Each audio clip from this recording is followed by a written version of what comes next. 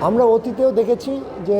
যে কিছু সন্ত্রাস দখলদারিত্ব যা কিছু হয়েছে সেটা কিন্তু প্রশাসনের ছত্রছায়াতেই হয়েছে এবং এখানে যে কাঠামোটা যে একটা দলীয় বরকন্দাজ বাহিনীর মতন করে এখানকার শিক্ষক প্রশাসনগুলো আসলে ভূমিকা পালন করেন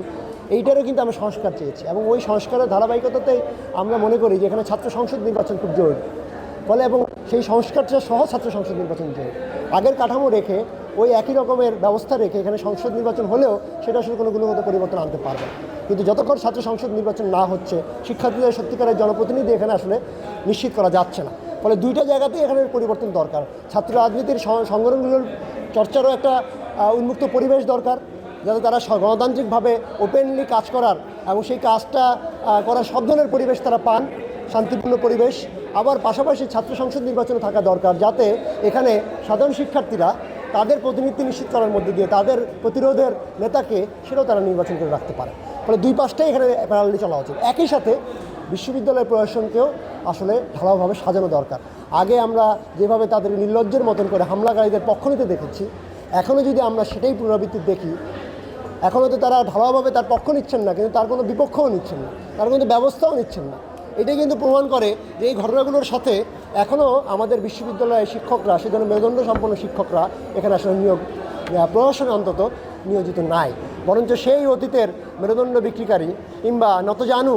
কিংবা দলীয় বরকন্দাজ তার কোনটা আমরা এখনও জানি না কিন্তু আমরা তার লক্ষণগুলো সবগুলো লক্ষণই আমাদের এই বিশ্ববিদ্যালয়ের প্রশাসনগুলোর মধ্যে কোনোভাবে দেখছি এবং এখন আমরা দেখতে পাচ্ছি যে বিশেষ করে কোথাও কোথাও ছাত্র শিবিরের পক্ষ একাংশ বলা যায় যে বিশ্ববিদ্যালয় প্রশাসন একটু বেশিভাবেই নিচ্ছেন তাদেরকে আমরা দেখেছি অভ্যুত্থানের আগে যাদের অভ্যুত্থানের পরে আমরা যখন পর্যন্ত ছাত্র শিবিরে অনেকেই প্রকাশিত না কিন্তু আমরা দেখেছি ঢাকা বিশ্ববিদ্যালয়ের ভিসি যিনি তার সাথেই ঢাকা ছাত্র শিবিরের যে নেতা সাদিক কায়ুম যখনও তিনি প্রকাশিত নন তাকে আমরা কিন্তু অনেক বেশি তার সাথে ঘনিষ্ঠ থাকতে দেখেছি ফলে এগুলো থেকে একভাবে সাধারণ শিক্ষার্থীর মধ্যে পারসেপশন তৈরি হয় যে এই বিশ্ববিদ্যালয়ের প্রশাসনের সাথে কোনো না কোনোভাবে ছাত্র শিবিরের এক ধরনের অতি সক্ষতা এবং যার কারণে তাদের পরামর্শ অনুযায়ী তারা আসলে বেশি রাখেন আর বাকিদের কথা তারা শোনেন না তাদের অন্যায়কে তারা অন্যায় দেখেন না অন্যান্যের ন্যায়টাকেও তারা কীভাবে অন্যায় বানানো যায় সেটা নিয়ে তারা কনসার্ন বেশি থাকে আমাদের প্রথম কথা হচ্ছে যে কেউই প্রভাব বিস্তার করতে চাইতে পারে এটা তার মধ্যে যদি প্রভাব বিস্তার করার আকাঙ্ক্ষা থাকে দখলদারিত্বের আকাঙ্ক্ষা থাকে তাহলে যে কেউই করতে যেতে পারে সেটা ছাত্র শিবিরের নামে লীগের নামে দলের নামে যে কারো নামে কিন্তু সেইটাকে প্রতিরোধ করার পদ্ধতিটা কী পদ্ধতিটা হচ্ছে এখানে রাজনৈতিক সংগঠনগুলোর মধ্যে একটা চেইন থাকতে হবে সেখানে একটা ঐক্য থাকতে হবে সেখানে কিছু নিয়ম থাকতে হবে যে কী করতে পারবো